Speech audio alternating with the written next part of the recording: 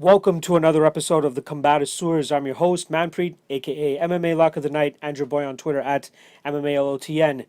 I'm back with my boy Tony. What's up? What's going As on? always. We got Glitch in the house as always, so he's probably going to make an appearance here and there. And we got my man Big Rob in the back, always helping us out. Yeah. Yo. This was a little bit of a short week, a short bye week in terms of news. It's pretty slow, wouldn't you say? Yeah, really slow. So normally I put together all the headlines and stuff a day before, and I send it off to Tony probably the day of, and he just looks it over real quick, kind of gets his thoughts together, and we just fucking bang it out once we get here. But yesterday I had to fucking send it to him. I had to be like, dude, fucking help me out, man. I was like, okay, I'm sure I'll be able to find something. Yeah. And no, man, I couldn't really. So find this is much the at all. quickest that we've gone between podcasts now. So normally we've done like a month apart, and now we're going into the bye week where we just do every 2 weeks. So we got to make sure that we always have something to talk about for those fucking 2 weeks. There were a bunch of topics that we thought were worth mentioning, but could we really come up with like fucking a solid Yeah, no. 15 minutes talking about Yoel Romero getting fucking 27 mil, Which he probably which he won't probably see. didn't even Yeah. get. You know what I mean? Like, how much more can we say about that? Yeah. But I think we came up with 3 solid points that we can really bang on for this week, as well as a solid 4 topics for the double jab as well Yeah. that Rob will be helping us out with. So we still got some shit to talk, man. And also, Tony doesn't know this, but the tape index that I've been doing on Newsom's website, I have a prime location for a banner of anything that I want to promote. So I got a banner of me and you actually on a website where it says our slogan is the shit-eating wild men of MMA, and it has like, if you click on it, you'll go straight to the latest episode. So it's a Okay. pretty well-trafficked. I have to check that. Okay. It's Yeah. pretty, there's a lot of traffic on that page because it's like our tape index. I think I've told you about it. So it's like Yep. where we put all of our fucking fight links for the upcoming event on one page. So I know a lot of people see it. So you're kind of famous in the Twitter MMA community now. All right, cool. And this is to a guy who Yeah. has like no social media. Totally. He doesn't off even it. know Twitter exists. Disconnected. Yeah. Signed So, up. That's it. So we're fucking rolling. I fucking love it. But let's get into it. Like I said, we had some solid things that we could cover for this week. And we're going to start off with an event that just passed for UFC Stockholm. We had Anthony Smith picking up a big victory over Alexander Gustafsson, a big upset as well. Not a lot of people think that Anthony Smith was going to be able to get it done, especially after breaking his hand in that first round. He was able to muster up the energy. I think he got a 3rd or 4th round submission, Fourth. rear naked choke, 4th round submission. Ridiculous because a lot of people thought that Alexander Gustafsson's cardio and pace was probably his most brightest and shining advantage in this fight. Yet, Anthony Smith comes in there and gets a finish with the fucking broken hand. He definitely fought differently too. Like especially like in the Jones fight, he was tentative, didn't really do much. He was the aggressor here, which I guess is mostly the case with Gus. He kind of makes you chase him a bit. But Yeah. I just felt like he was definitely more active. I mean, he won the first 2 rounds. Yep. And then Gus came on strong in the 3rd, but then he just totally destroyed Gus in the 4th. So yeah, I feel like we kind of saw that in the John Jones fight as well, where like I think it was the 3rd round when he got the finish. Jones finished it. I in think it round was 3. 3rd. It seemed like that round where Jones kind of was like, all right, fuck it, I'm taking this shit to the ground and I'm just going It to might take have been over. 4th as well. And it too, didn't yeah. seem like we got much resistance from Alexander Gustafsson there, and it seemed kind of the same thing here. He did talk about that, Yeah. and he said that he's like, nobody takes me down and kind of controls me the way Jones does, and that happened because he had the groin injury.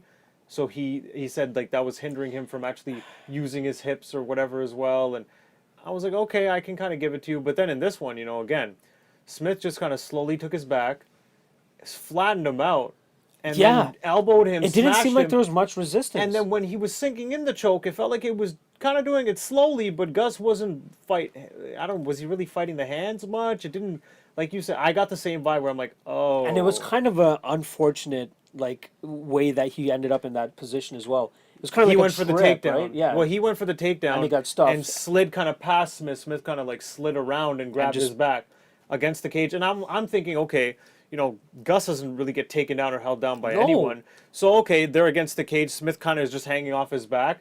And Gus is probably going to get out of this. And then slowly gets one hook in. then gets the other, then he flattens him out, then he starts pounding him like, oh shit, and then he gets the choke and he taps like, what the fuck I was just kind of happened? like slowly losing it as I'm watching. I'm like, Yeah, I wait was a like, second. yeah. Are we about to see the fucking changing of It like just- it kind of the happens- changing of guard as well? Like in terms of giving Anthony Smith that Yeah. real legitimacy, because you know his rise to that title shot was like a shot Shogun Hua, a shot Rashad Evans, Volkan Ozdemir, who did not look good in that fight at Didn't all. look that great, no. And then he gets the title shot, and we're like, okay, he just got a title shot because he was lucky. He kind of got not the real Conor McGregor treatment, but like Yeah. that path to the title shot. And now Just he because actually there was has a lack of contenders and they Yeah. needed someone new, really. yeah, and now he has an Alexander Gustafsson win under his belt. By You finish. think, by finish, And exactly. dominating finish. That's a big win. One thing a lot of people are really saying as well, like I didn't really look into it too much because it was kind of a domination from belt to belt, is the fact that Anthony Smith actually made it to a decision with John Jones. Eh. They say he survived, but OSP made it to a decision. You know what I mean? Like, how He far didn't do you do really much. want to take that moniker? Smith didn't really do much. Yeah. Like, he never really went for it. And I guess, yeah, he was talking about that, like, before this fight, how he wanted to just come in and kind of just do something, just put on a good performance, like, Yeah. regardless. So, he definitely did that. And they even, they called that left hook out that broke his hand. Remember, Oh. I think I told you this. Oh about yeah, on because it commentary. hit like It right hit, on the it forehead. hit really hard. On the forehead, right? And then I think it was Felder, or maybe it was Hardy, but I think it was Felder who pointed out. He's like, "Oh, he's like that left hook landed right on the forehead. Yeah. I wonder if he broke his hand." And then that you was know, the fucking one. you don't hear about it again until Smith afterwards. Like, yeah, I broke my hand in the first. Like, oh, well, he definitely broke his fucking hand. So it's a big win for him, Makes it much more impressive. Broke his left hand that early in and the still fight, got the finish. and still won the second round, dominated the fourth. Come on. Remember when fucking Rich Franklin did that to Chuck Liddell? It was all in the same round. Broken though. arm. Broken arm, and still kind of like, I think One I don't shot. know. Was He it landed one that shot. hand that he knocked him out with too? It was his left hand that was He broken. followed up with it. I'm pretty sure. I know he threw it, or He for threw it, sure. but he hit him with the right. Yeah, He knocked him out with the right. that was nuts. Yeah, that was It ridiculous. was very reminiscent of that. We had ourselves a little bit of a light heavyweight tournament that got kind of spoiled at this event too. We're supposed to have a Latifi against Volkan Ozdemir as well. That was a fight that could I was have disappointed that fight really was shook not on. out the top 10 a bit. So I was very disappointed that fell through. But another guy that got a big one was Alexander Rakic. You know what I mean? He stamps his name in the light heavyweight was a division with huge a very very impressive performance, as well as really getting a name under his belt now too. That You know was what I a massive win for him. Say what you want about Jimmy Manuwa, say what you want about his chin and all that. He's in that fight as long as his chin can fucking handle it. But do you Poor think Jimmy, man, he just keeps getting put out, so it's not really know. surprising to see him get deaded, even though it's kind of it's cringy. Like, it makes me cringe. Like, oh my god, especially the way his head bounced off the mat. Oh my god. I know he He's getting put decided out to too much. retire, which is unfortunate. Good call, but- 39. but- Keep getting put out. Yeah. It's time to go. But the thing is, that division is so fucking thin. It's so Yeah. bare bones, right? Like, it's like, let's look at this shit. Daniel Cormier number 1, Thiago Santos number 2, Anthony Smith number 3, Gustafsson number 4. He's retired, so he shouldn't even be on it. So let's say Dominic Reyes number 4, Jan Blachowicz number 5, Volkan Ozdemir number 6, Corey Anderson number 7. You got to think though, if because they got Rockhold versus Blachowicz, so if Rockhold wins, he's going to jump right into top 5, and Oh yeah. so he's going to be in. So there that's a soon. great addition to the division, actually. Now that I'm thinking Yeah, about and it. he should beat Blachowicz. Yeah, Krylov's coming off a win too, right? Is he I coming? think off a he win? beat. I'm pretty sure he just won his last. Johnny Walker. Like, Oh, it yeah, is- he fought it's OSP starting, again. It's starting to heat up a bit. Fight. Yeah, Johnny compared Walker. to- it's better than what it was in the I last know. couple of years. I Like, know. it was Well, horrible. but think about it though. Really, the only names that have been added are Johnny Walker, Alexander Rakic, Dominic Reyes. Rockhold's coming in too. Dominic Reyes, yeah, Rockhold, and then Thiago Santos and Anthony Smith. So I guess, man, without like Thiago Santos and fucking Anthony Smith moving up, Yeah. it would be really, really fucking tough in that top 5. Wait, that's weird. Why did they move Gus down and not just take him out? That's what I mean. It's He so dumb. announced his retirement. Take him Yeah. out of the rankings. Move Yeah. everybody up one. It makes no fucking sense. Yeah, not at all. So what's next? What do you think? Well, how do we move forward with the light heavyweight One quick division? thing. Isn't Yeah. it hilarious that Santos and Smith were like middle of the pack middleweights? I know. And now they're number 2 and 3 at light Again, heavyweight? I think it's just a total, like, it's a total example of why the light heavyweight division is where it is, because You know what? anybody can come in and get a fucking title No, shot. But another thing is, they do look like they're performing better, though. So there's something to be said about that weight cut. Like, Smith Yeah. looks like almost like a different fighter. Yeah. Like, not cutting that weight. He looks way better. Santos, I could... kind of make a case. Like at first, I thought it was he's just kind of being wild and he doesn't care, he doesn't have to cut the weight. But then he actually fought kind of technical in the Blachowicz fight and put him out. So I something could be remember said, they're just better. somebody put out something where it said on the same day, Alexander Gustafsson fought John Jones the same time. The same day, Anthony Smith lost to Josh Neer at welterweight or middleweight or some shit. Oh my The goodness! same day in some random organization. I think it was Titan or some shit. And now he's finishing Gus And now he's finishing in Gus Sweden in Sweden with a broken hand. with a fucking broken hand. Good Fuck God. you. So in my opinion, I think they should move forward with Anthony Smith against Dominic Reyes. No, Whoa. I say Smith Rockhold if Rockhold beats Blachowicz. Oh yeah, sorry. They got okay. the grudge match. Okay, that's there, the bro. that's They're the talking if. shit That's the already. big if. That's the big if. We don't know if that's actually gonna happen. Yeah, I mean, Rockhold could lay a fucking egg or something. I think honestly, I know Reyes won his last fight. Probably wants to fight up. I don't think there's really anyone available for Dominic him to fight Reyes up top. against Corey Anderson. You're welcome. Yeah, Corey Anderson wants that fight. He keeps Yeah. calling for it, but I don't think Reyes wants to fight back. It's probably like a political thing at this point, right? Why So- not? Why not? But Rakic? who else is he going to fight? Number 4 is gone. Like Yeah. you are number 4. Yeah. 1 is not even in the division anymore. Nope. Daniel Cormier. Yeah. Anthony Smith is, I guess that would be your only other option, unless Smith is fighting Rockhold, which he should fight Rockhold. Who does Thiago Rakic Santos is fight? probably going to be coming off a loss to Well, Jones. Johnny Walker and Rakic are on the rise. Oh yeah. So I wonder who you got to Walker line up is. those guys as well. Maybe give Rakic or Walker fucking Uzdemir, I was going to say that. Yeah. Right? Uzdemir. and then throw Reyes in there somewhere. Or you think they're going to rebook Latifi and Uzdemir? They could do that. I wouldn't be mad at that. They probably will. Did Glover win his last fight? Yeah, I feel like he right. did. I feel like he did. He did. He won. Oh yeah, he beat got a Ion finish. Kutalaba. Kutalaba. Yeah. Right. So maybe Rakic and Walker against Glover Teixeira. That's a Or good you know like what? another step up for these guys. You could do, if you want, you could do Rakic versus Teixeira. You could even do Walker Teixeira. But I don't know if they want to do that. Like that might be a really bad ending for Teixeira. He gets rocked I in all know. his fights now too, I know. and he's been put out before, and he's old. So maybe that's. He almost got finished by Kutalaba as well. He came back in that fight. He too. always gets Carl Robertson Yeah, rocked him, yeah. and then he fucking. Yo, came that back. one was bad though. I felt like that could have like easily been stopped and nobody would have a complaint about it. Yeah. The Roberson one was really bad. It's funny because I tuned in to watch that fight when Glover When he was was on winning? top, and Oh. I had bet on Glover, and so Oh, I'd you're messaged like, you. yes. I messaged you all confident, like, yeah, what's up, Glover, baby? And then you're Yeah. like, he had a tough first round. Then I rewatch it, I'm like, oh my god! If I was watching this live, I would be, oh shit. Tony My God. Tony has this weird thing with like roller coasters. Everything that he does Oh, involves a roller God. coaster of emotions. So that would have been completely fitting for him It's to like, watch. it's like a fucking- net effect of nothing, but it's just all this up and Yeah, down oh, on the way there. ah, Oh, okay. Fuck. Yeah. All right, I guess. Was it worth Yeah. it? I don't know. So we have our future planned out for the light heavyweight division in terms of what we like to see of it. What about the title? We haven't even talked about the title. We've talked about all these other guys, We got Santos, but and we got Jones coming Santos up. and Jones coming up. So I mean, does Santos win? No, Yes or no? No. Barring. Okay. Okay, here's the thing. He at least has that one-shot KO ability. Yep. So he has a better chance than I'd say a Smith, who kind of doesn't and might have to wear you down a bit. Santos can blast Jones with something heavy, like a fucking spinning body kick or something Yep. that could hurt him. But outside of that, you gotta believe Jones is gonna win. I'm a degenerate gambler, obviously. What's the number that you need to bet on Thiago Santos? A little bit, just $10. He's $10. Man. Plus.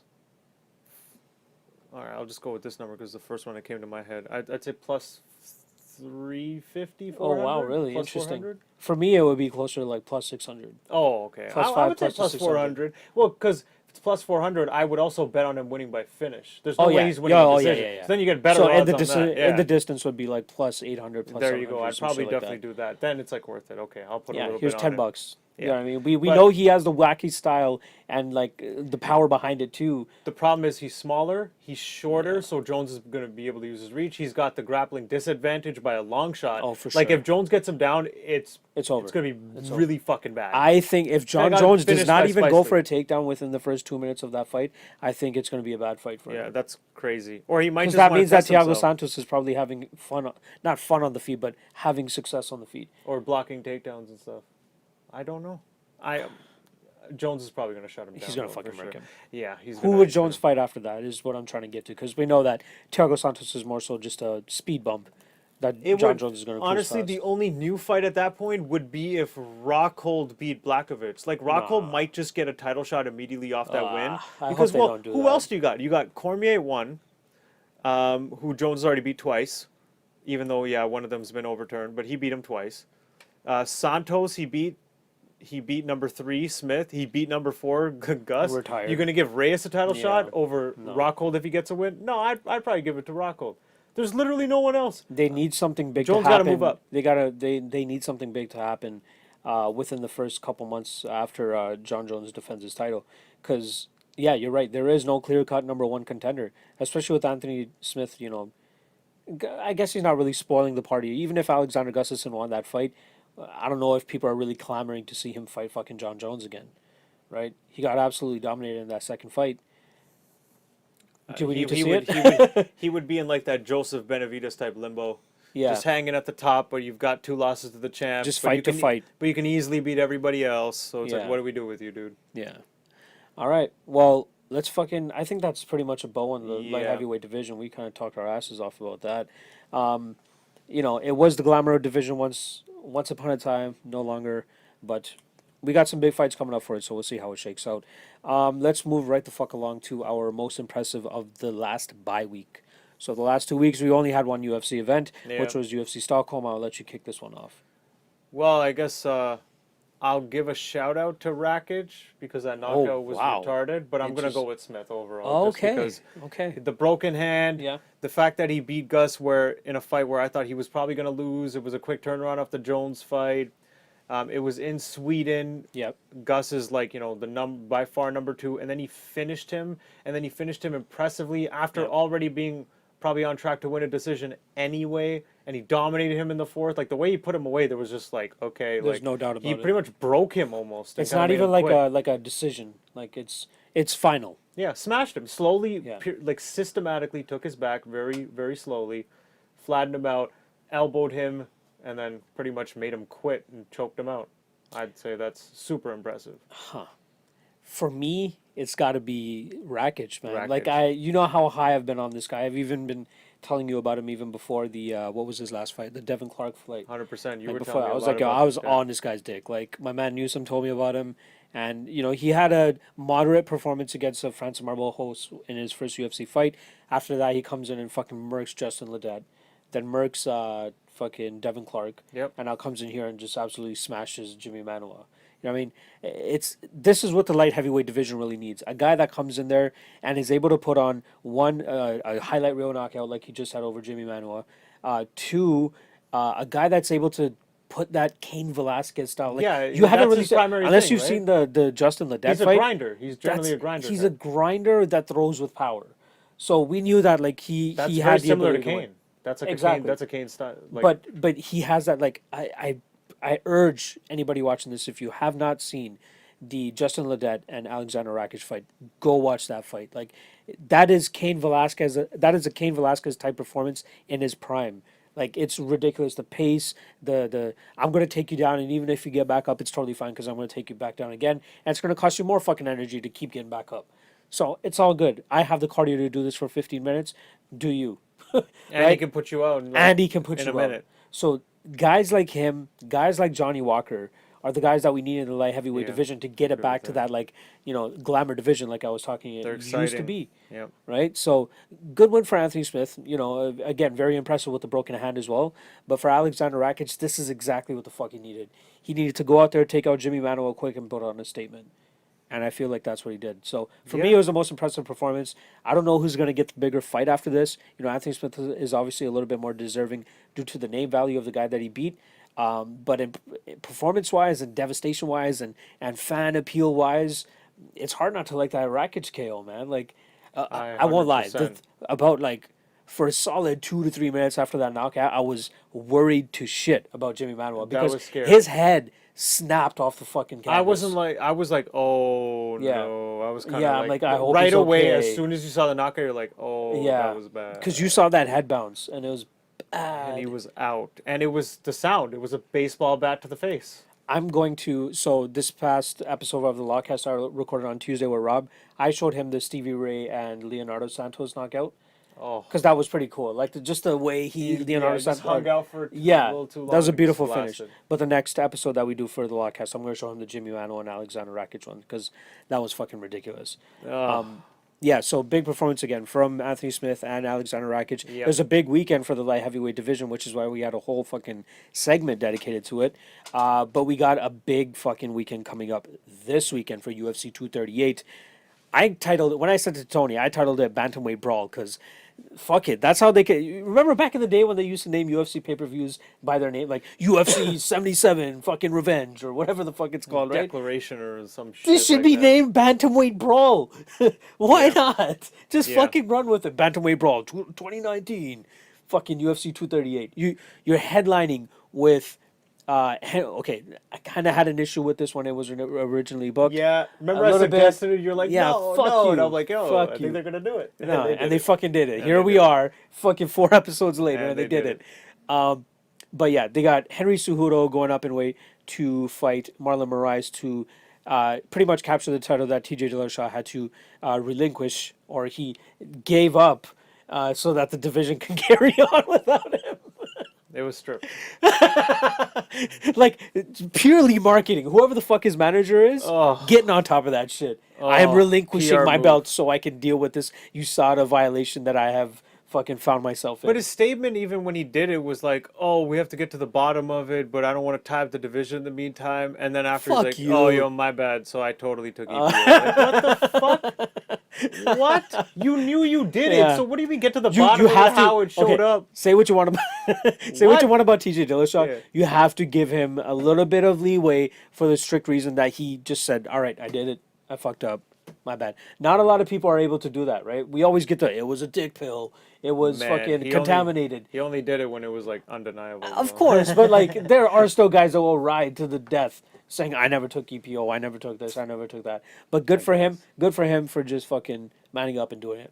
He's gonna take 2 years off. Who knows what the fuck he's doing? The last picture I saw of him, he's growing some perv stash. I'm not sure if you saw that picture. It looked really Yeah, fucking creepy. No, I don't know. But why. he's got 2 years I to saw fucking that. find I himself. definitely saw that, and I don't know why. So he did that, yeah. I'm interested to see how he comes back and how he looks. But this is 2019. Fucking TJ Dillashaw's not going to be fighting until 2021. Just take that into January of consideration. 2021. I That's believe. fucked.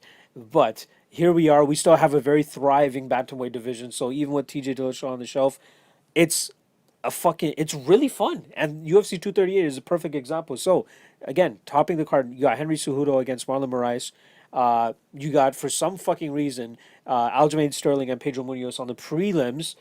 And not even the main event. Not- it's a second from the main event. The co-main of the prelims. They're okay. Anyway, moving right on. Then we're on the main card. We have Jimmy Rivera, who just lost to Aljamain Sterling, going up against Peter Yan, who is rightfully getting a push because he is And that's on the very main event. impressive. Yeah, And sorry, that's on the main card. that's the main card.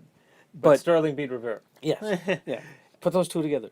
Like the only way it's more acceptable for Sterling to be on the prelims is if they're the main event at least, because the Yeah. main event, the prelims, is actually generally a bigger fight than like the first 1 or 2 fights on the main On card. the main card, yeah. So it kind of makes sense, but Not even that. Not even that. Not What even the that. hell's going on with that? That's number 3 and 4 fighting for the next title shot. Yeah. What? Realistically, Shouldn't that be the co-main? the winner of that should be getting a title shot. Yeah.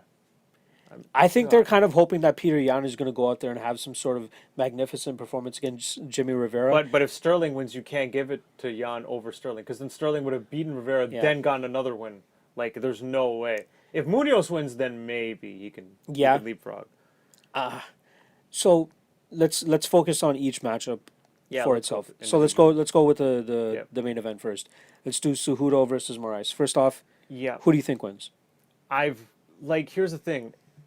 I want to say Moraes because he's so beastly, but every time I think Cejudo's going to lose, he finds a way to he win. wins. Like, Yeah.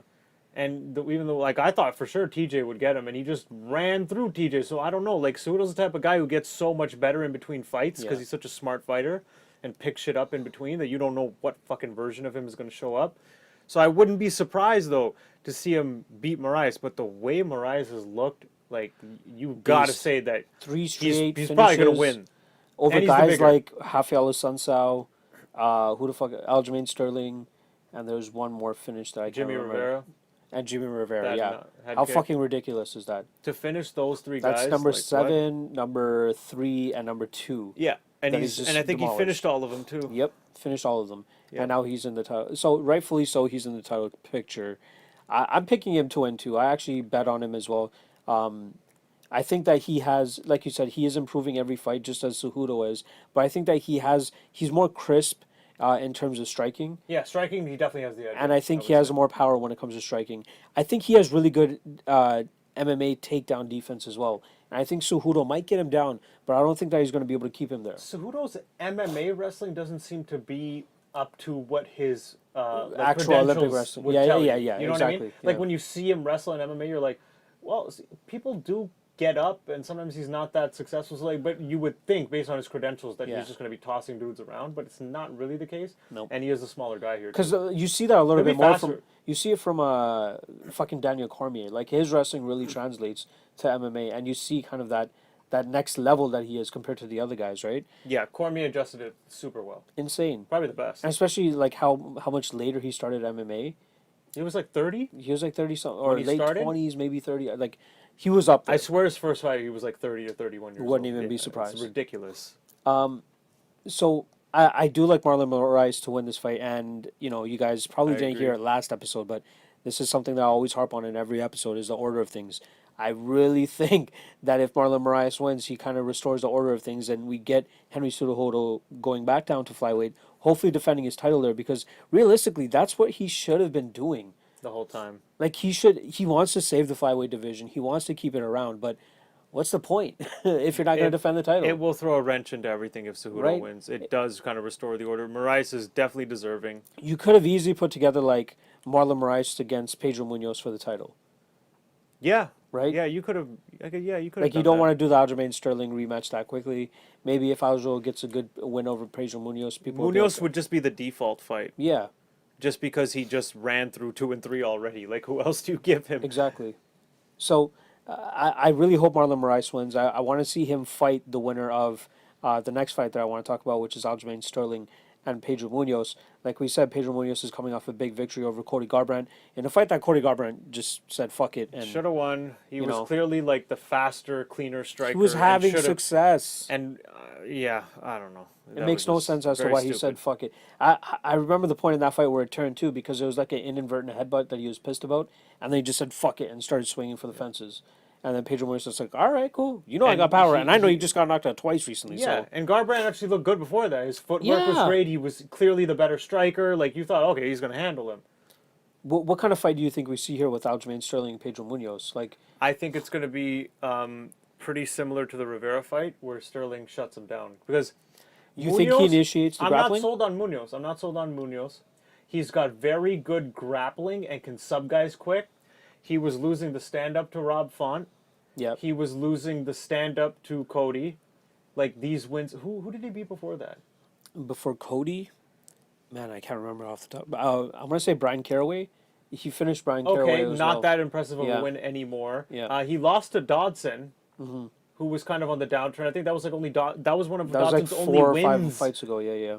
recently. Yeah. So to me, I'm not sold on him. He gets hit very easily, but he's super tough, and And he you just know, you can't walks put him out. forward. Like that's the scary thing about him. Like he doesn't throw with the most technique, but the fact that he's always in your He face just and eats walking it. forward, he's cool with it. He just eats it and will throw back at Yeah. you. He but dares you to take him down. and then he will probably guillotine you. Here's Yeah. the thing. Sterling is not going to ever engage with any sort of like standstill and throw with him. No. Sterling's probably going to stay on the outside, stifle him with kicks Yep. constantly. And if they do grapple, I don't think Munoz is going to get a submission on Sterling. Huh. So I agree. I think that Aljamain Sterling's grappling is definitely up there. I MMA think he's grappling gonna, might be better. yeah. in I think MMA. he's going to be able to stay out of any type of submissions that Pedro throws at him. And I do agree with the fact that he will be able to keep this fight at range. You know, he's good with his movement. Yep. He's good with managing his distance. You know, his hands aren't the best, but his kicks are what it really Yep. keeps him in the fights. Jimmy I don't Rivera was the better stand-up see striker. the strategy that he had against Jimmy Rivera in that first round. where he just pretty much kept going for takedowns, kept going for grappling, holding him up against the cage. Kicking him constantly, Yeah, disrupting his but like every boxing time rhythm. they were getting into a grappling exchange, like you could see that Aljamain Sterling was just a better grappler, maybe even the stronger guy in there too. So I don't think that we're going to see that from from Aljo in this Pedro Munoz fight much. I don't think we're going to see him try to stifle Jimmy or Pedro in that first round like he did Jimmy Rivera, and then the second and third round he kind of more so pieced him up with his kicks. I think that's what we're going to see for 3 full rounds. I agree. Do you think that we Staying see on the finish outside, though? hitting kicks. He'll probably go I to don't decision, think right? so. I think because Munoz is tough, Aljo's not a crazy good finisher unless it's by submissions. Yeah. And I don't see Munoz getting submitted, so I would have to say that Aljo's probably going to win an easy 30-27 decision unless he gets clipped by something. How do you see? Okay, you got Aljamain Sterling. I Yeah. got Aljamain Sterling. Say he wins. He kind of puts himself right in there for the title shot, right? There's no one else How are you at able the top. to? How are you able to market that fight without showing that brutal knockout and then trying to claim that this guy's going to be a tough competitor for a newly crowned 135 champion? Well, yeah, Right? that would be an issue, but I guess then Sterling would just be rooting for Cejudo to win. Yeah, Because then he'd easily be able to get that as the next fight. I guess. But again, I just don't want to see fucking Cejudo win that title. You know, No. Bantamweight, it's kind of like not that great in the top 5, 6. Well, you got Corey Sandhagen, who's fucking on the scene now too, right? He Oh, has yeah, a and big Peter fight Yan against is coming Rafael in. Sanso. Peter Yan. Peter John Yan's John coming Lineker in. is always going to be fucking hanging around up there. Yeah. Cody Stamen is okay. Alejandro Perez is making a little bit of a renaissance. I mean, he's put together a couple of solid wins. He has a big fight coming up. Dodson's fallen off. Almeida's fallen off. Font Yeah. could maybe come back up, but Yeah, I he's think rematching Lineker now. it kind of feels like he might have hit a ceiling, but hopefully not. So, like, potential contenders, Peter Yan, Corey Sandhagen. Cruz, you got to take out, man. Cruz, yeah, you got to take out. Take him out the rankings.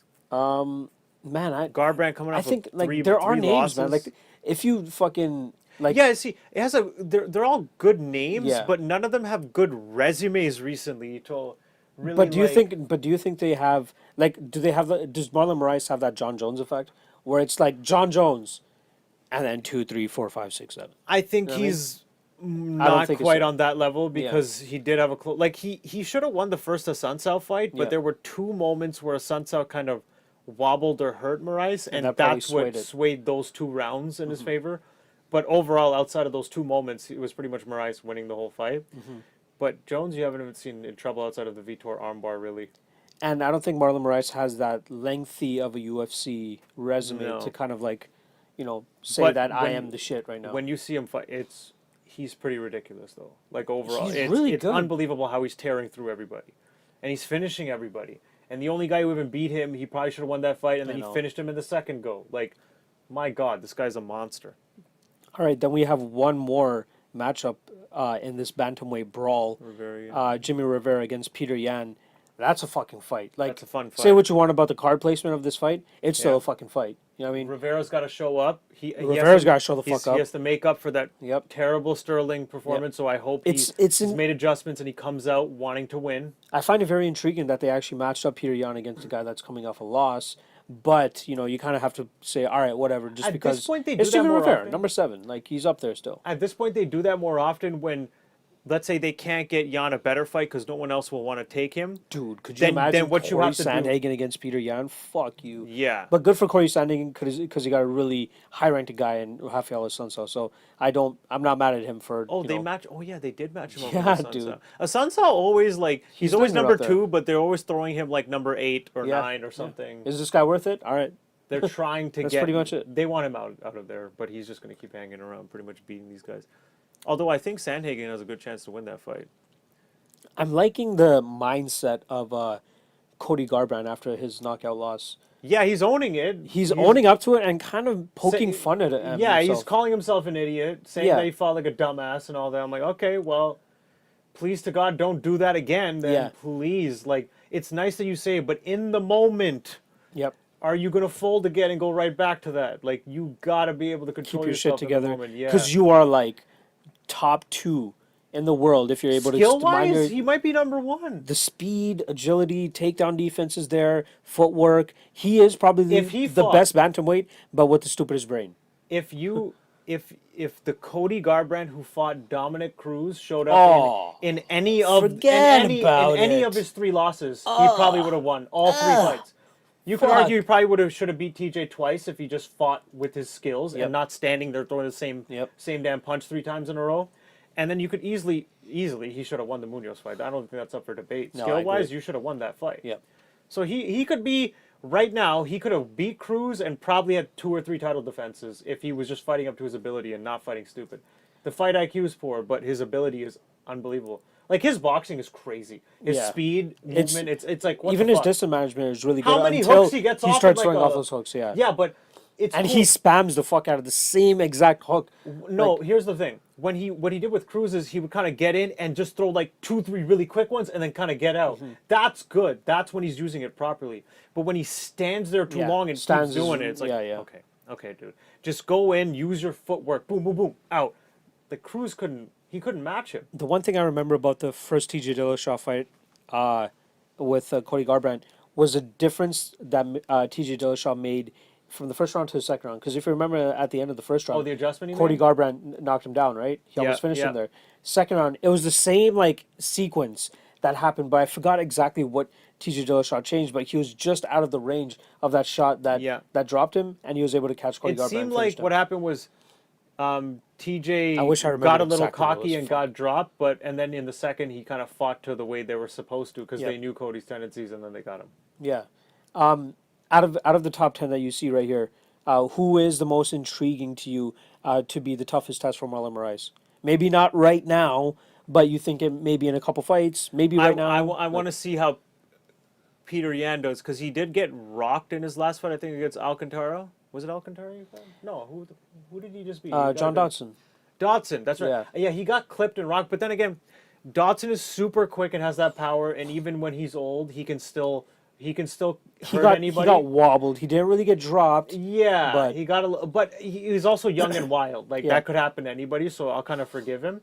If he keeps blowing through people and stays undefeated, though, like we don't know how good he can get. We don't know how good he is. We don't know how good he can get. Like he could. Even I think his only loss in MMA, he ended up getting a revenge over that guy. Or okay, he's not undefeated. I thought he was undefeated. No, he has. I believe he only has one loss. But he's young to as fuck. Magomedov. See, I don't. When you're that young. Yeah. Like if your loss happened when you're like 21, 22, it's like who cares? Yeah. You're still like growing. 3, you're learning. 4 years later, like you're. Way it's almost better if a fight. guy gets a loss on the come up, just so they can kind of make those. Understand how it feels. Yeah, exactly, and then Jose cope with Aldo. it back then. Aldo got choked out and won like 20 fights in a row. Fucking nuts.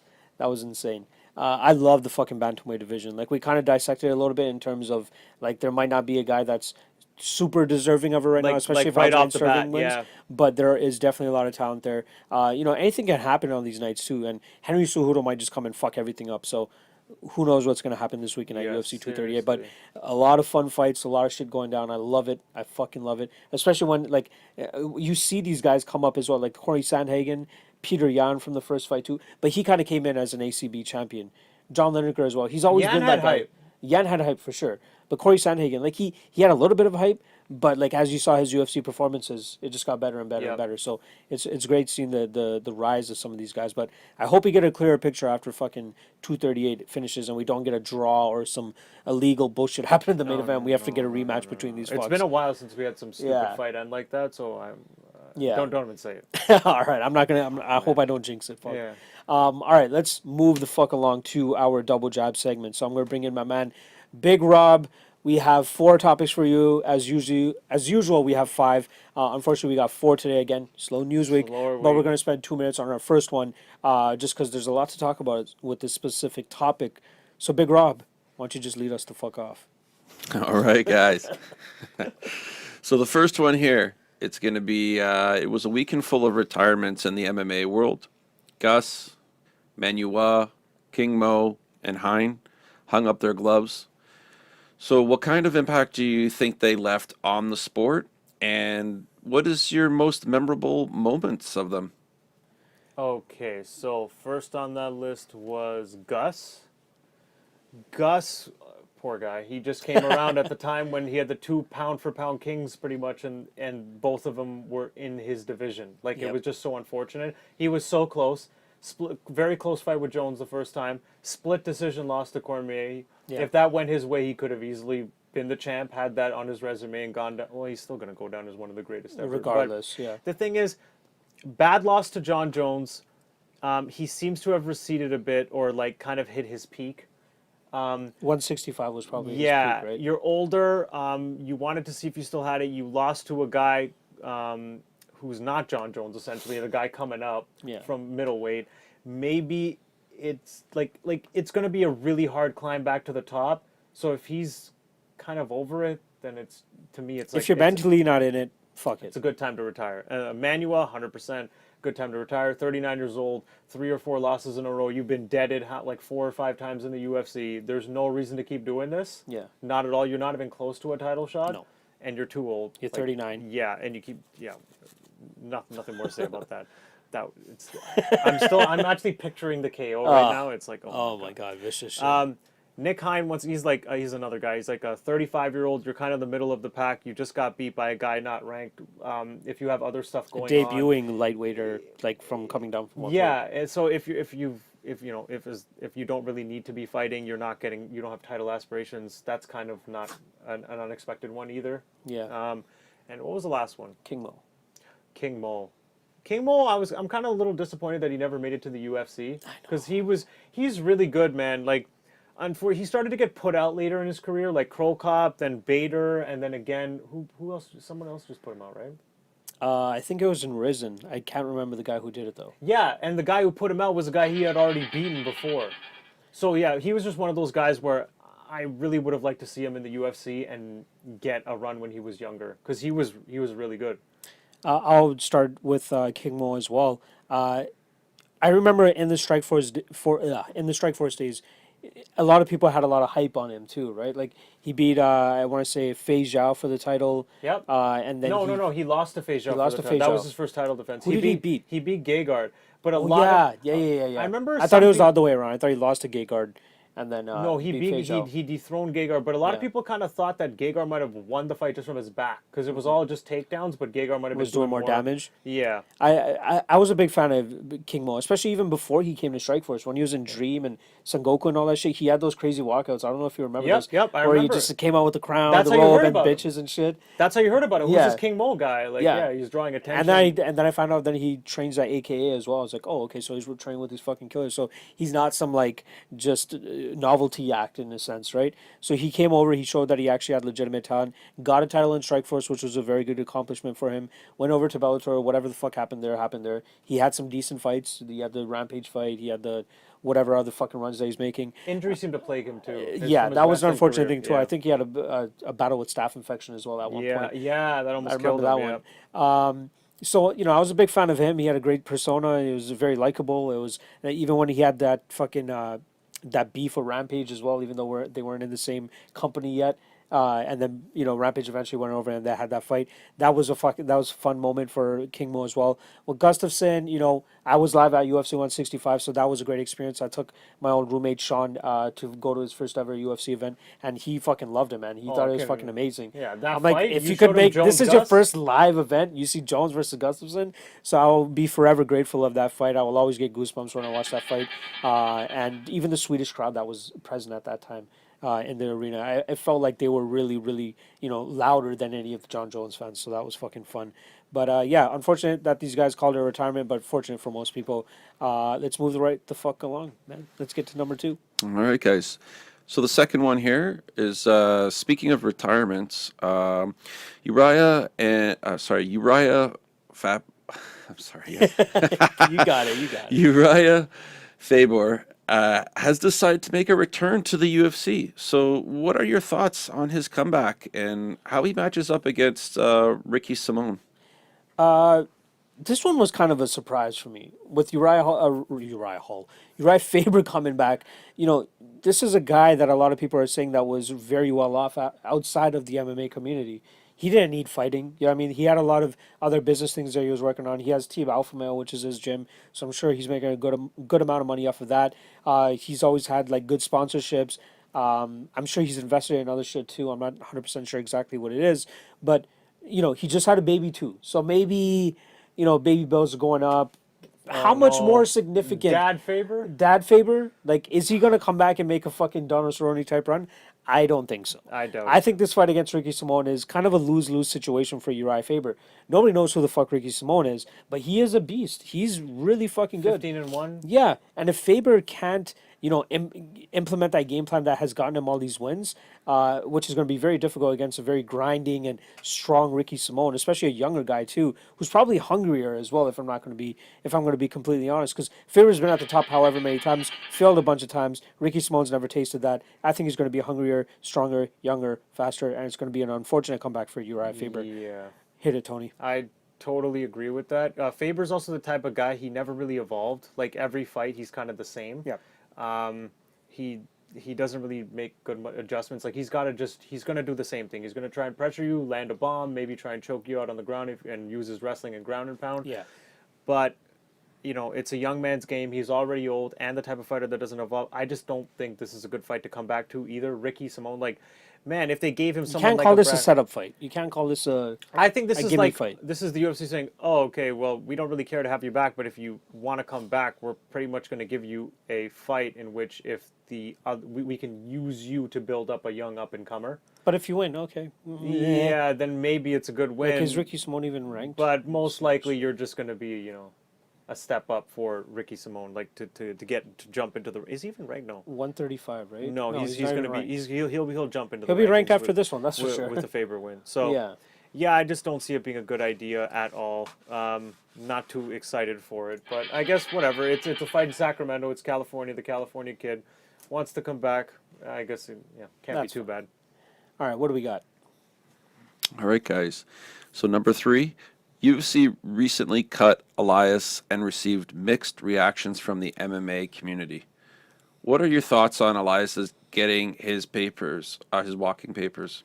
Okay, so let's start with an Elias story. You know exactly what I'm going to say, right? I know that we've had an interaction, all three of us, at one point. Go No. for it. Wait, what?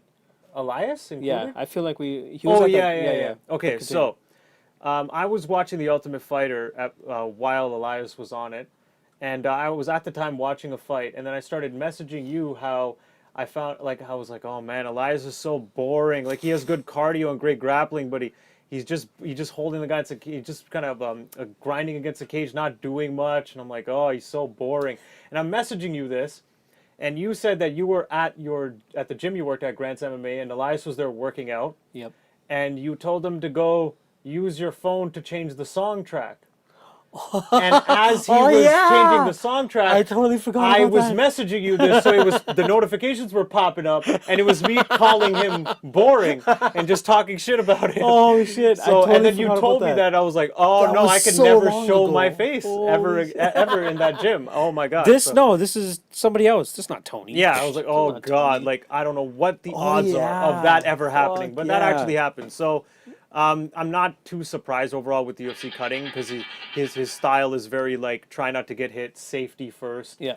He's not going to knock anybody out. He'll use a little bit of grappling, but he didn't really evolve. I didn't think enough to be like UFC, like top tier caliber. So he's probably just gonna stay in the middle. What you get with Elias, but if it's not going to be exciting and he's coming off a loss, I'm not too surprised he got cut. I don't agree with it because he still beat some good names and he is like top 15. So I let him lose at least 2 or 3 times before you cut the guy. So he should definitely get another chance, but not too. I'm not shocked that the UFC would do that based off his style. Let's say that. Not shocked. I was kind of surprised. I'm not going to be complete. I'm like, I was a little bit mystified because I forgot who brought up this point. You literally co-main evented with this guy just now. That's ridiculous, yeah. You had all this like promotion behind him. I mean, like on social media, they just kept pushing him because he had that kind of attraction. A lot of people knew him from the Twitter sphere and knew him from the Instagram life and all that stuff. So in a climate where we don't have really good Canadian prospects out there. Like, who the fuck do we have out there that you can say that is a prospect that Canadians can look forward to being a potential champion? There's not one that you can even think of. One that's even marketable enough to be actually. I gotta talk about this. There's somebody at fucking. Yeah. There's somebody at his door. the fuck? My man Big Rob has a security camera hooked up for his fucking front door. Oh, it's and a there's this solicitor. kid. I think they're just trying to like he's fucking laughing and shit. He's a salesman. Right? He's Oh, trying to totally. he's trying to sell cookies or some shit. Yeah. And he's just giggling. Not happening. All right. All Get right. the fuck out of here, kid. He gave up. Fuck out of here, kid. gave Oh, up. that's so All funny. right, yeah. All right, let me What the just wrap fuck? up my fucking thought. That's so That was fucking distracting me too. I was like, what the Yeah. fuck is going on? So yeah, it did surprise me. You know, you're co-main eventing with this guys. There's nobody else out there for the Canadian market to really get behind. So, you know, boring. Say what you want about that. Maybe this fight was going to be the one that actually gave him the urgency to change up his style. You know what I mean? Like, maybe this is because he has cardio. He has good cardio. You gotta give him at least another fight. You gotta give him one more proving fight. One loss off of 3 good wins. Right? Come on, man. Yeah, So definitely agree with yeah, that. unfortunate for Elias, but. But one quick thing about that is Yeah. I'm not surprised because they kind of did the same thing to Fitch. He got 1 loss Yeah. cut. Yeah. And then they did the same thing to Gerald Harris. That was Oh, yeah, another yeah. interesting one where you got 1 loss and cut. Yeah. But I don't think that was because of performances because he was getting finishes. But Hmm. either way, like I've seen it before, so wasn't too surprising. But anyways, Yeah. moving on. What do we got? Last one. All right, guys. Number 4, GDR and Lad just got booked to headline UFC Sacramento. What's the worst main event you can remember in regards to? I'm going first anyway. Yeah, need to get a my name list up. value. All right. There was only one that really came to mind for me, and fuck. Alex Caceres against Yair Rodriguez. Oh man, headlined that's not their even on my debut. list, but it should be. It headlined their debut in Utah, I remember, in Salt Lake City. And when they announced that fight, I was like, what? No. I know they like Yair Rodriguez, and I can't remember the fight that he just had that he was coming off of. But if you have Alex motherfucking Caceres in your main event, and it's not like a last-minute Joe Soto against TJ Dillashaw pull-in or anything like that, it's fucking planned months in ahead. Alex Bruce Leroy Caceres is going to headline against an up-and-coming Mexican prospect that probably nobody really even knows about at that point. Like, I highly doubt he had a very memorable or name a name under his belt at that time for Yair I don't Rodriguez. think so. No, I think can't remember who Caceres the fuck was he his beat. biggest win. Yeah. After he got it. Why yeah. the fuck are you putting this guy in the main event? event. Like, and then another one that he headlined was the BJ Penn fight. So I kind of understand the BJ Penn and Yair Rodriguez matchup just because the That's one of my BJ honorable Penn names. mentions. Yeah, Okay. Penn main event. Yeah. Main events. Yeah. Yeah, so I was kind of surprised that when they booked this GDR and Lad fight, that we're getting that as the main event. I heard about it being booked. I'm like, okay, good fight. Main event? I don't think so. No, not at all. Probably Maybe not. a co-main. I could see that because at least they are number 1 and 2 in the division. Yeah, so it could probably sort out the next contender, but Yeah. or title challenger. All right, what do you Okay, got, Tony? so I just made a list of like 5 of them. Pettis Moreno.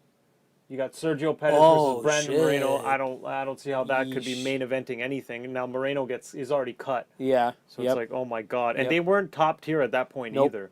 either. Yair Penn.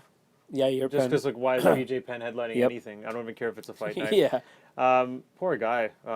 He just lost a fight badly, and now and he's in 2 of my picks. Anders Santos.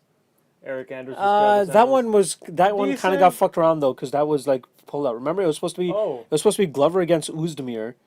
No, was that no. bad? It was supposed to be Glover against Manua, and then it was supposed to be Manua against Santos, and then it was Santos against. Yeah. Okay. You know what? Then Yeah. okay. That fine. one was intriguing. We'll cross Yeah, that. But Machida Anders, I thought that was a pretty. Okay, that was Eh. kind of weak. Yeah. And then I think my number 1 would have to be Swanson Lobov.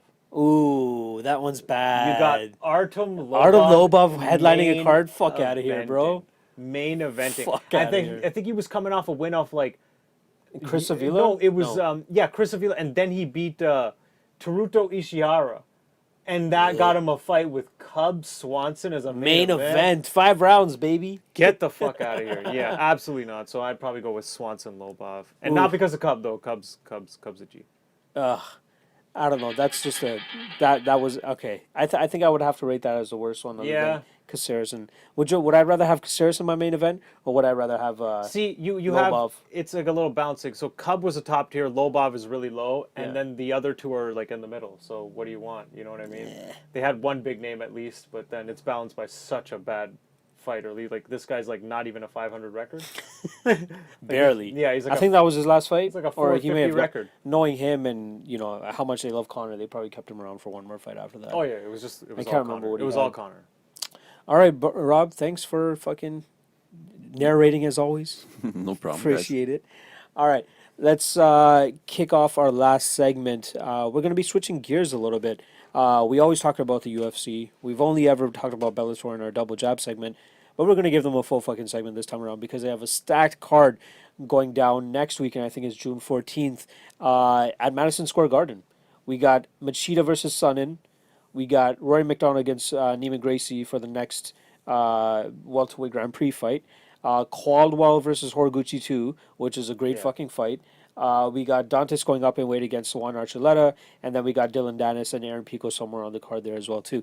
So just with those names as well, you got a bit of the vintage thing that they always do when they get like older fighters fighting each other and Machida and Sonnen. Then you get like kind of something that's a little bit more significant in terms of rankings, titles and shit with Rory and Neiman, and then you get like a fantasy-ish video game type of thing where you get in two promotions getting their best guys fighting each other in Caldwell and Horiguchi. I like that though, as Right? well. Like that whole little cross fighting. I wish there was more of a pool though, because like Caldwell Horiguchi is really is probably the only like legit like who's the best talent that Rizin has, right? I don't know. I think it's Kyojin Horiguchi. Yeah, I don't know anybody really outside of those names. Tenshin Nasukawa, but that guy's a Yeah. kickboxer, right? Yeah, nothing.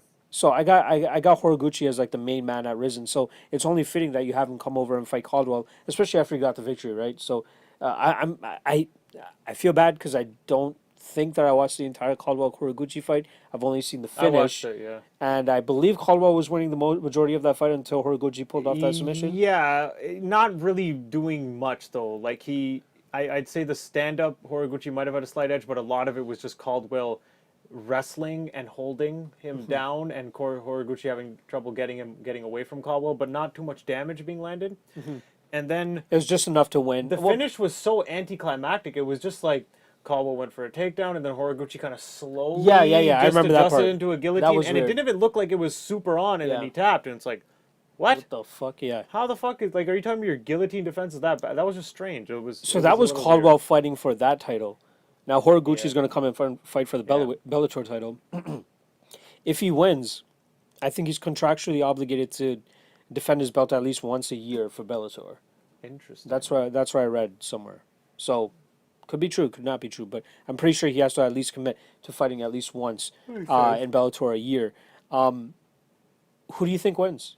Do you think we see Caldwell kind of I think Caldwell fix his mistakes and win that fight? I think Caldwell by decision. Like, outside of when he got caught with the guillotine, it was That him was all controlling. It was him controlling with grappling, even though he wasn't doing too much damage. So if Horiguchi was able to land a couple of shots, he could take some rounds. But overall, last time Caldwell lost a fight, it was by guillotine. He was controlling the fight the same way. He didn't make the same mistake. Didn't make the same mistake. Beat him by decision. Shut him down. I think it's the same thing. He was winning this fight before he got guillotine, and he'll probably come in and win a decision. However, Horiguchi is a motherfucker because outside of that DJ loss, he has won. He's been wrecking every fight. He's since been wrecking then and dudes. before that. Yeah. So I would not be I was surprised. kind of sad that he got, he was allowed to go to Rizin. Yeah. I don't should've kept see him. him getting another submission, that's for sure. But I could see him Catching him. TKOing or Yeah. knocking out. He's very Caldwell crisp on for the feet. sure. He's very, so very good. crisp so on the good. feet. Another big fight that I want to talk about is Rory McDonald against Neiman Gracie. I said once this fucking welterweight Grand Prix started, Neiman Gracie is my dark horse, and I think he's going to be Rory McDonald here. I think he's going to surprise some people. I think that if Rory can't really get his game going on the feet, he's going to have a lot of issues if he's going to try to go into the grappling and grinding aspects, because Neiman Gracie's a motherfucker as well, too, with that grappling, man. Look, man, if Fitch was able to kind of grab a hold of him and even get Rory down, it seems to me like if Neiman gets in close, if Rory is that lackadaisical and kind of getting away from him, like he probably just needs one little body lock and it's going to be over. Like he'll slowly get a hook in, transition, and he'll probably finish you quick. So I actually think Neiman's going to win as well, just based off how Rory looked in his last fight. I hope he gets some good dog money, I'm man. I hope he gets some good underdog odds on that. I'm just questioning if Rory really wants it that That's bad. another thing too. And That's Neiman another is an big up-and-comer. X factor. Neiman is an up-and-comer, young Yeah. Gracie trying to put the name back on the map. This stay is the biggest undefeated. fight of his career too. That's It is not for the good title as Rory. well. Let's not forget about that. It's for the title. Yeah. If So- Rory's found God, and he's fighting a killer like this. I don't know. I just don't know. Yeah.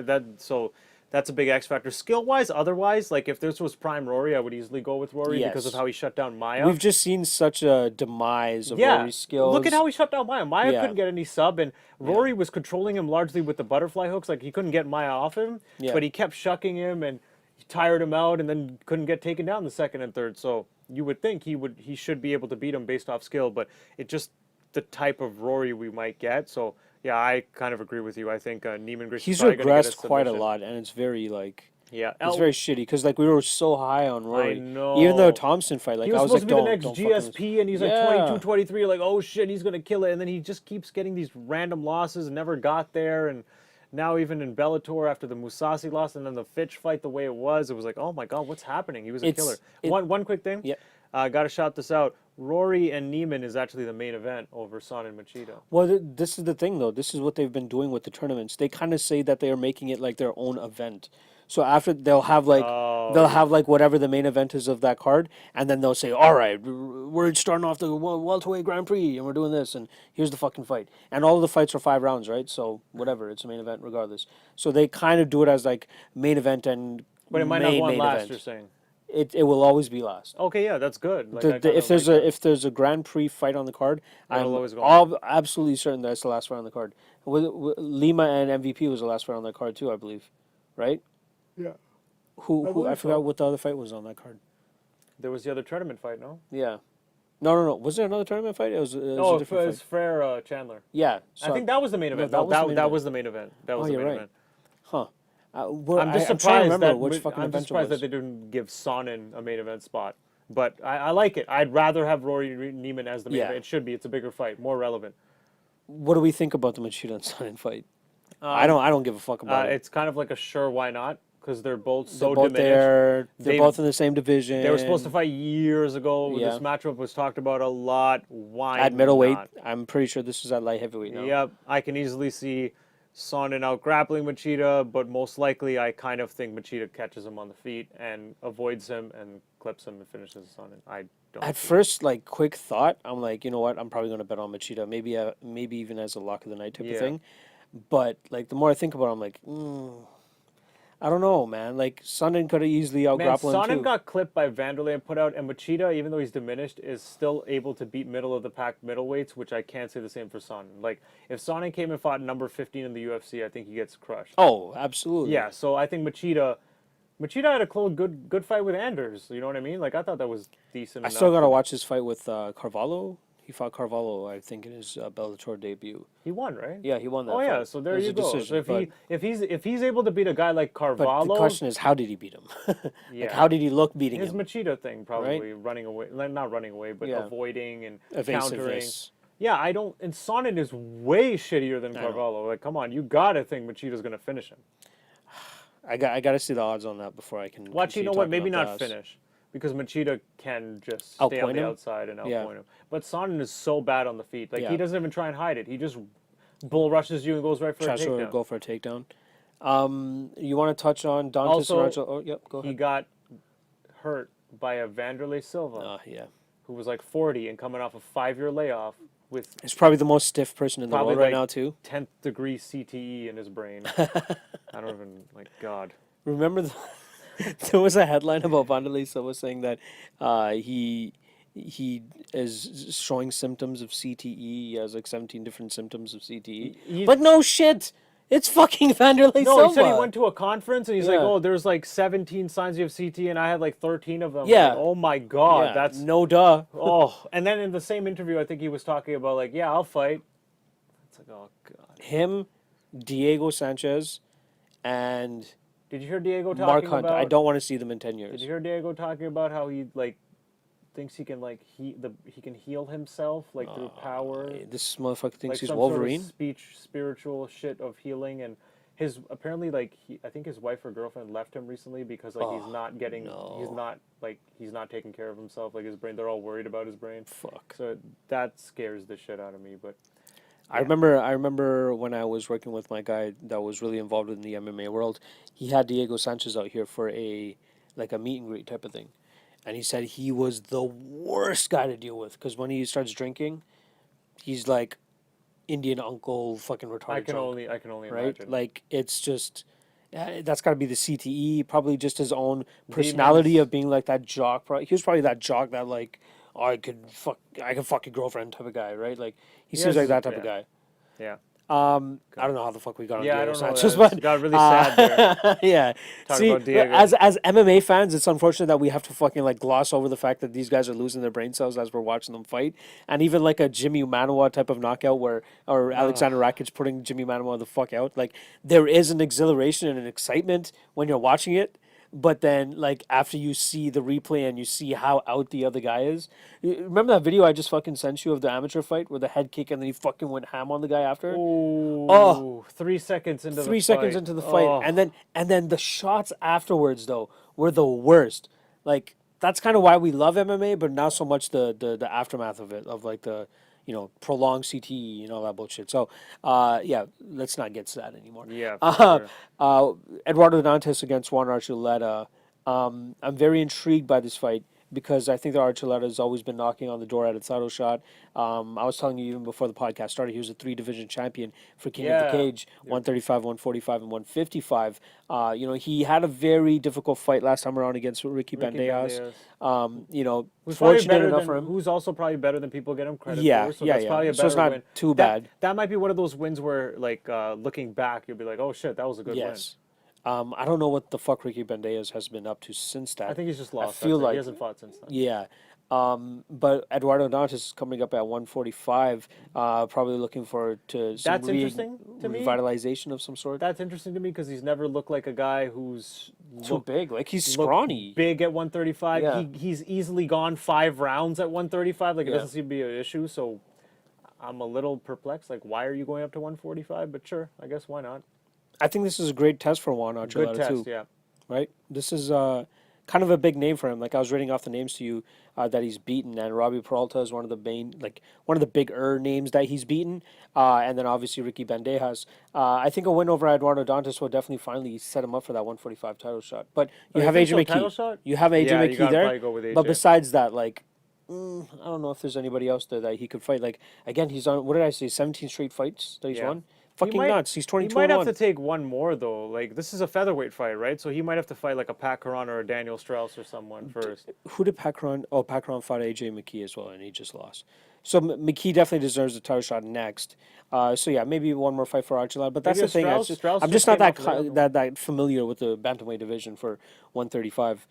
I don't think they have much of one in Bellator. I think that's what I mean. You just know, oh shit, there's fucking Pitbull Brothers. Oh shit, there's Eduardo Dantas. I mean, Pitbull Brothers are not even at bantamweight. They're lightweight and featherweight. See, look at that shit. Lightweight and featherweight. Right? Well, this is featherweight. Are we talking about featherweight? I don't know. Oh yeah, this is featherweight. Yeah, but we were talking about bantamweight before. Yeah. So all right, fuck you. Anyway, I think it's a great fight for Archuleta. I think he's really going to show out here. I think he gets the win. I wouldn't place lock of the night money type on him, but I think that this is a great test for him to finally get a legitimate name under his belt. Yeah, skill wise, he's probably a little behind Dantas, but then he's got that size. I don't know advantage. about that, man. But he's got that size advantage. Yeah, he has a size advantage for sure. You think he's better than Dantas on the feet, though? Yo, he can use the grappling, but I don't know about the feet. Yeah, he was having some trouble with Ricky Bandejas for sure, but he's pretty accredited. Is a clean, crisp striker. Man. He's fallen off some hard times too, though. Well, Michael McDonald, I think he had that unfortunate loss to McDonald, but I chalk that more up to his a leg injury, right? He got knocked out after the injury happened, so maybe he couldn't move and this and that, and then he got clipped. But outside of that, I don't. Who else did he? Yeah, he had the lackluster performance against Joe Warren, but then I think he came back and beat him. Last 2 guys on Bellator 222 I want to talk about. Dylan Dennis. Do you give a fuck? I don't give a fuck about him. I don't. Until he fights someone notable and does something impressive, outside of just beating nobodies with grappling the that funny we know thing here he's is amazing with? he is pretty much Artem Lobov in a sense that he's only famous because of Conor McGregor. He is not the He's best a grappling coach. He's yeah. not even a good he's not even up there in like the elite of jiu-jitsu guys. I'd say so. He's okay, good. He's great, like but top 5 to 10. no, in the I wouldn't even grappling say world? that. No, I wouldn't No? even say Okay. that. No, like he's lost fights or He lost. loses to the top guys. Yeah, a he lot. loses to the top I know guys a lot. recently I've heard about him losing more so than anything, but he's also losing to top tier guys, right? So you got to. But it's not like he's like a Michael Jordan or like Yeah. a of jiu-jitsu that like came at the top of the game. But MMA guys, he's Like gonna, Gary Tonin, he's gonna I think- kill them grappling. Yeah, Gary Tonin, I think, is probably the best like jiu-jitsu guy to come like Yeah. straight jiu-jitsu guy coming over to grappling. Now he's with ONE FC and he's won all of his fights. Yeah. With Dylan Dennis, I just don't see it. Like I don't know. I don't think he's going to take it that far. I don't think he's going to get a title shot. What is he? 1 or 2-0? Some 2-0 And at I think tops. I think one of the fights too, like it was not much happening in the stand up because he kind of got the fight to the ground quickly, but in the few seconds you saw, he was like losing it, and this is to a guy who was like 1-0 or 2-0. So you don't want that with the guy that you're trying to push Yeah, and that's who not has the good. backing of like a Like, Conor McGregor, right? unless he's gonna get a quick submission on Yeah. you, he's probably gonna start getting put out if they increase the competition too much. Yeah. Last guy I want to talk about, Aaron Pico. Oh yeah. He's coming back as well. He's changed it up. He's gone over to Jackson Wink. He's changing up from going from the body shop to Jackson Wink now, which I think is good for him. You know, it's good for a young fighter to get different looks. I don't know how much more, real personalized training he's going to get from a facility that has so many different athletes at the high level. Do you think it's a good change for him? Do you I think remember, I can't remember what podcast I was listening to where they argued this is like the perfect move, like in terms of the gym, because he's got all the raw skill in the world, but now he gets to go to a camp where they're more about game planning. Yep. So if you implement that with a guy who's got all the ability in the world and he follows a game plan, doesn't go wild, his losses are his own stupidity. Yep. He probably should have won all those fights. He kind of put like fights that he lost. he kind of put like a Cody Garbrandt almost, right? Yeah, like he had Corrales hurt. I mean, the way how fast his hands are and the way he rocks these guys and the way he's finishing guys with body hooks, hooks to the body. Yep. Oh my God, it's ridiculous, his raw ability. And then you just see him kind of hang out too long in the pocket and get popped by Corrales and deaded. Like You're you think a guy that or has run as much into the other guy. skill, as Who was much it? grappling credentials as he has too. Like I think it was Yeah, he's Henry Corrales that just beat him. yeah. Who was Yeah. the first guy to beat him? I I can't remember that guy's name. Fuck. He lost to Sada Watt after. Yeah, Zach Freeman. Zach Freeman, Yeah, yeah. yeah. Even that, it was like Pico just literally like running into his fist almost. It was like, what the fuck? Like, it was kind of flashes of Let's- bad fight IQ, but skill-wise, he probably should be undefeated.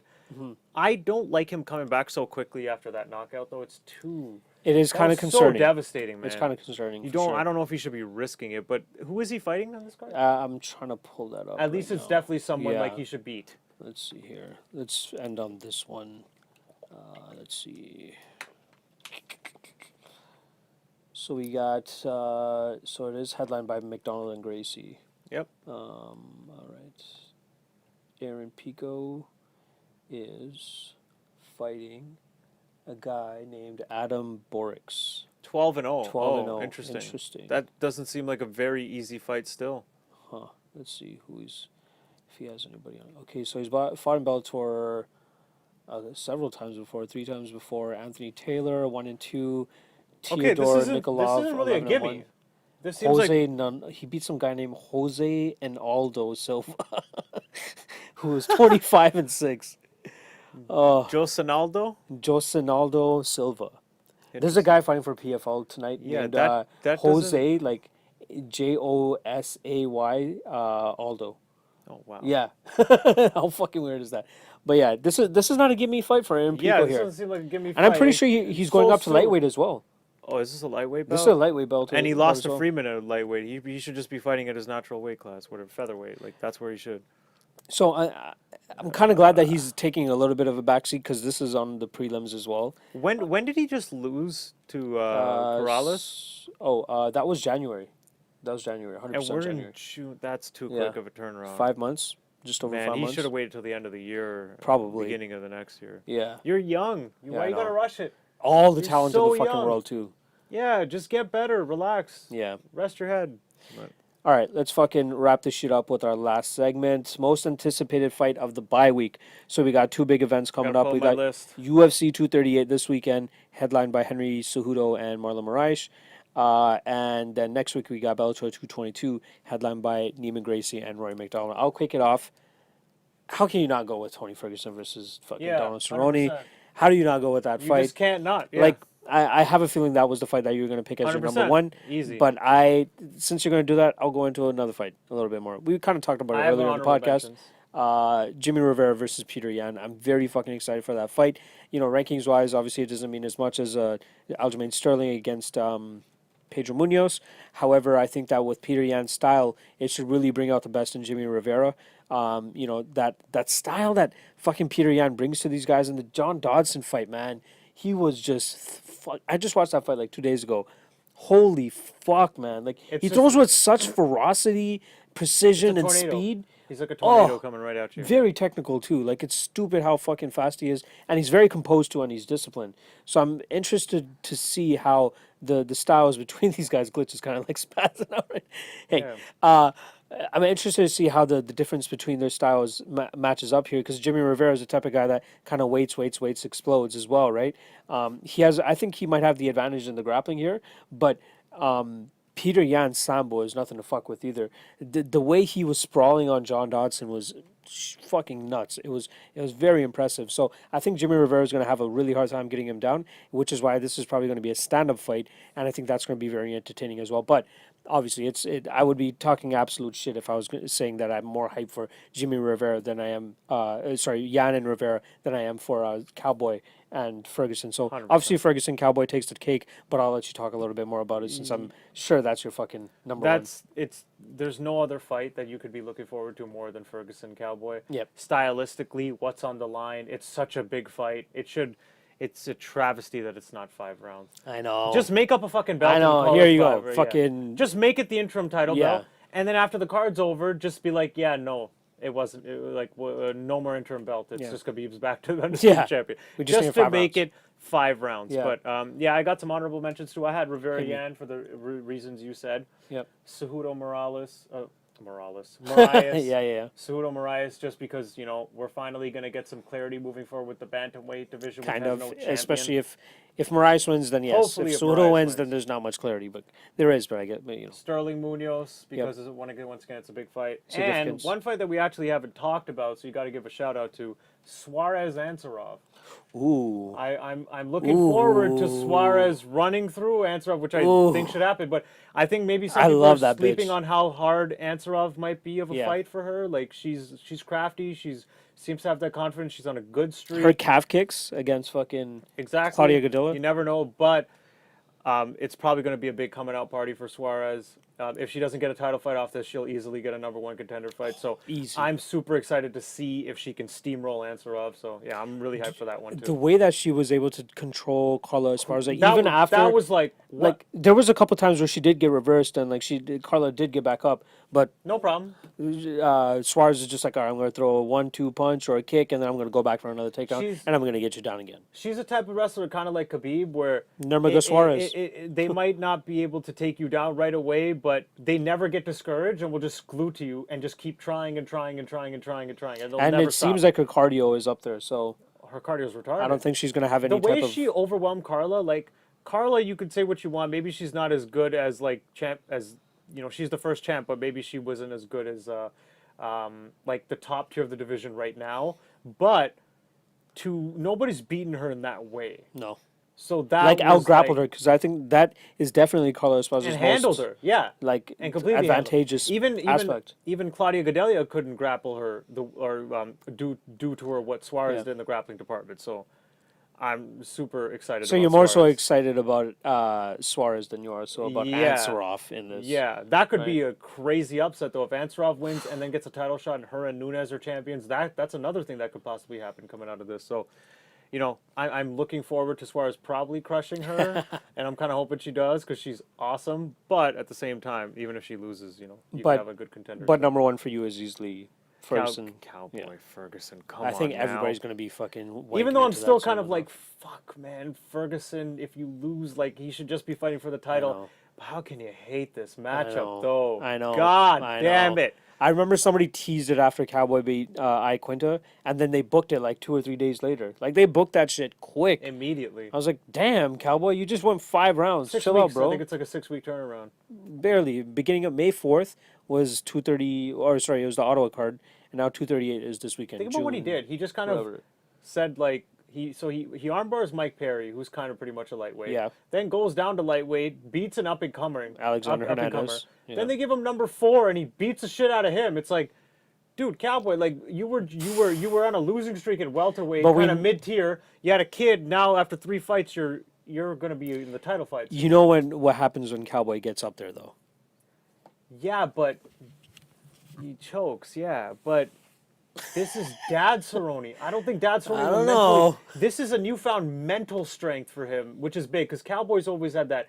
You know, he kind of mentally folds or doesn't want it bad enough. Maybe like I think now he's like, no, motherfucker, I I'm want here. this Yeah, shit. You're not taking food off my kids. Last plate. time he fought RDA for the title, to me it felt like he was trying to pump himself up and didn't really give a Yeah. fuck about a title. Just cared about fighting and shit. He's like, whatever. Now I think he's like, no, I need the title. I need those paychecks for my kid. Like. I think this is know, like dude. another version, dude. I'm really worried about for Ferguson in this fight. I got to bet on Ferguson, and Look, I think that like the the pressure style is the stylistically worst. pressure style, Cowboy doesn't really do good off of his back foot. You know, things That like wasn't Dad Cerrone though. I think he will be able to counter that because All right. Ferguson. He is the get crisper clipped. striker. He's the better striker. He's a better he has striker, more technically. weapons, more tools. Ferguson can get clipped, and I think this version of Cerrone, if you try and pressure him, it's a type of version who's going to be like, yo, what motherfucker, like come back at you. He's not Yeah. going to be the guy to like fold. Yeah. I kind of actually think Cowboy's going to win this fight, I guess we're And going I'll- head and to I'll head be- this weekend. and I'll be very sad for Ferguson just for losing. You gotta have I- like one tear coming down and then just smiling on the However, other I face. do think if Gus could get a Other title side of your shot face. coming off a knockout loss, Oh, yeah. Ferguson might, even if he loses after Cowboy gets his shot, just let Ferguson get a shot anyway. You Even gotta though he's let. coming off a If loss. Ferguson wins, you have to give Ferguson the shot. Fuck you if you don't. And on, if man. Cowboy wins, you gotta give him a Obviously, shot fuck. too. I guess you can give him a The shot. winner easily, has to too. get the title. Yeah, this is a number one contender fight. So again, 110%. deserves 5 rounds. But again, we don't even know if we're gonna need 5 rounds. Let's be real, right? Yep. All right. Well, that was a fucking great episode, man. Like I Yep. had some fucking fun. I zoned off a couple of times during it because of that fucking. Yeah, the fucking solicitor. Rob was about to get and- sold and- some shit. He's and like, what "Fuck you gave you." me earlier. This is why he installed it, eh? Fuck. Just Yep. completely ignore some people that don't need to be here. Oh yeah. Rob loves to have can't his sell private me space. shit. Yeah. You ain't selling me nothing, bitch. Yeah, so that was a fucking great episode. We're going to be back in 2 weeks, so that will be after UFC 238 and after Bellator 222. I believe after that we have UFC Greenville, which is headlined by Hanato Moicano and Korean Zombie, and then Sure. after that we got Junior Dos Santos against Francis Ngannou, so we'll be I like that. touching on both of those cards in the next episode. But yeah, for all my bets, I believe this is going to be out tonight. I should be able to get it out. My bets are on the website, mmalotn.ca. I got all my cards, all my bets placed already, so we're good to go. So you guys can tell me if you like. Twitter at mmalotn. YouTube, you guys already know the channel and all that shit. Just subscribe, like the video, do whatever the fuck you got to do. Comment below. Let's talk some shit. Tell us who you think was the worst main event that was ever booked for the UFC. Maybe we overlooked a couple. I know Tony hit a lot of them there. Let us know. But that was only from the past like 2.5 years. I Exactly. could I'm find. sure like you could find even way more for the last like 10 years or so. But yeah, that's pretty much it. We'll see you guys again in 2 weeks. On my behalf, on Tony's behalf, on Glitch and Rob, Yeah. we're out. Peace.